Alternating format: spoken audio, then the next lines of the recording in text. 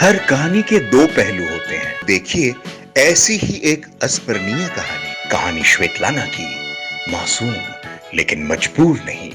Mister Rishabh Malhotra, तुम्हारी बातें, तुम्हारी सलाह, तुम्हारा हुक्म सब सुन लिया मैंने। अब मेरी सुनो। कहानी रंजना की, एक निराश बीवी लेकिन नादानी नहीं। केशव के साथ शायद तुम कामयाब रही हो, लेकिन ऋषभ से दूर ही रहना, वरना मुझसे बुरा कोई नहीं होगा। कहानी ऋषभ की, कामयाब लेकिन शातिर नहीं। वसीयत हो या ना हो, इससे मुझे कोई फर्क नहीं पड़ता, क्योंकि जो कुछ भी मेरा है वो मुझसे कोई नहीं छीन सकता। कहानी हक की, कमजोर और कमजोरी की, कभी अभिमान तो कभी अपने स्वाभिमान की। स्वाभिमान देखिए महेश भट्ट द्वारा निर्देशित और शोभा दे द्वारा लिखित 90 के दशक का प्रसिद्ध धारावाहिक।